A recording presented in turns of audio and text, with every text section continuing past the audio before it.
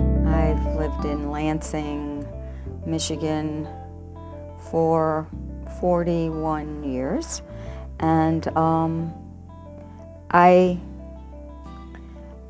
grew up in Florida, and I went to a Catholic school for 12 years of my life there, and was raised Catholic and was a practicing Catholic until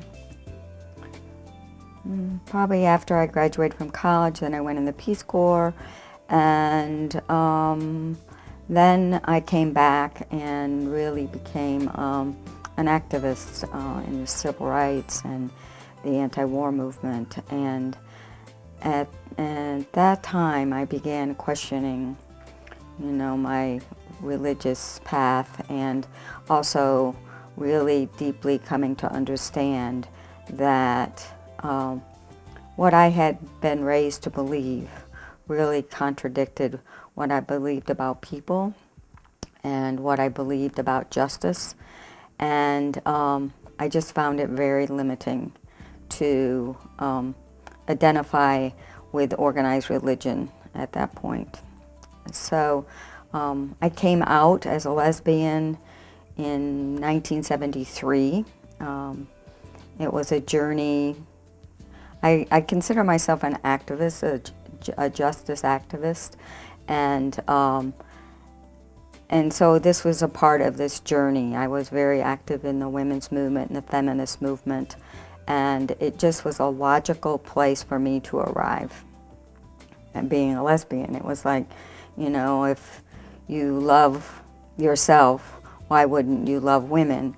And I think that, I don't necessarily go with the theory that you're born a certain type of sexuality, although certainly the context of my life has nurtured my love of women. I went to an all-girls school. I was active in the Girl Scouts.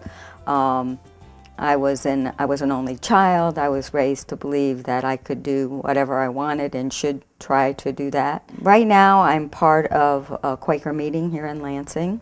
That was a difficult journey for us because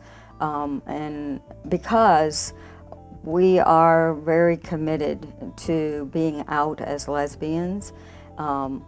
We want to be in a community of people who accept us fully, and we had not found that to be the case among a lot of faith communities. We also are, my partner is not, she's a non-theist, and I come from a spiritual belief of more attuned to nature and doing good works in the world. I guess for me, a spiritual person is a person who actually acts and lives their faith. That it's not a person that just goes to church or just so that was really important to us, and so we found a home in the Quaker community, but we needed to be accepted. We're in many organizations, and we didn't need another organization. We needed a place which would nurture us, nurture our relationship, accept our friends. I really appreciate the unprogrammed Quaker meeting that I go to. I think that it's a spirituality that says you need to be consistent with your inner voice, your inner spirit. And I was told so much of my life, the rules that I needed to follow. And many times they were not in alignment with what I truly, truly believed in my heart.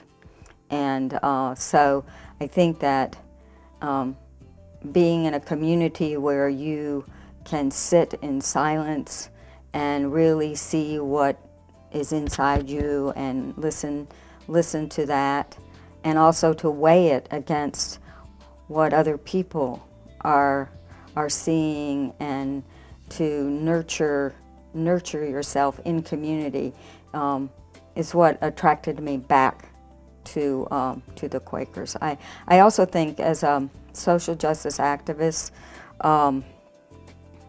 and I believed this for many years. I was a seeker, probably will be all my life, but I don't think that you can work for justice in the world without a community of people who support you.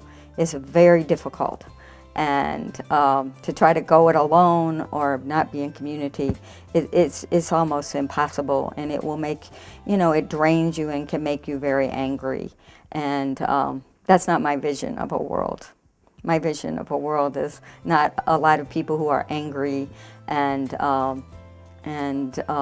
in need of things that they can't accomplish. So I really believe in spiritual community. You need to nurture your spiritual side. You need to nurture your activism. You need to support people in community. The more that we can educate ourselves and speak out, take care of one another, I think that we can break down barriers. We have to talk to people, and we have to listen to them. Because I can get into thinking I have the answers. But when I'm quiet and I'm listening, I can pick up a lot of things that I might be ignorant about.